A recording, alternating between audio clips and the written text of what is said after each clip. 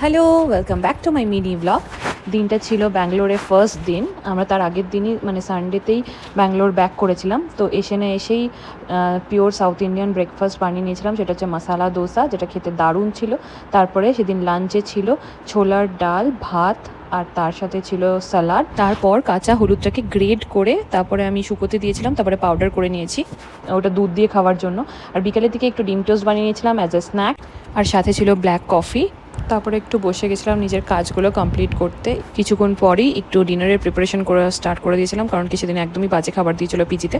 তো বানিয়ে নিয়েছিলাম ডিমের ভুর্জি, আর তার সাথে ছিল রুটি। তারপরে হাঁটতে গেছিলাম একটু, যেহেতু ওয়েদারটা দারুণ ছিল, এত সুন্দর ঠান্ডা হাওয়া দিচ্ছিল। কদিন আগে ব্যাঙ্গালোরে প্রচুর গরম পড়েছিল, কিন্তু এখন অনেকটাই ঠান্ডা। রাতের দিকে ডিনার করে অর্ডার করে দিয়েছিলাম বেলজিয়াম ওয়াফেলস। এই মিষ্টি নোটে আজকে দিনটা শেষ করছি। তোমার যদি আমার ব্লগটা ভালো লেগে থাকে, please do like, share and subscribe to my channel. By.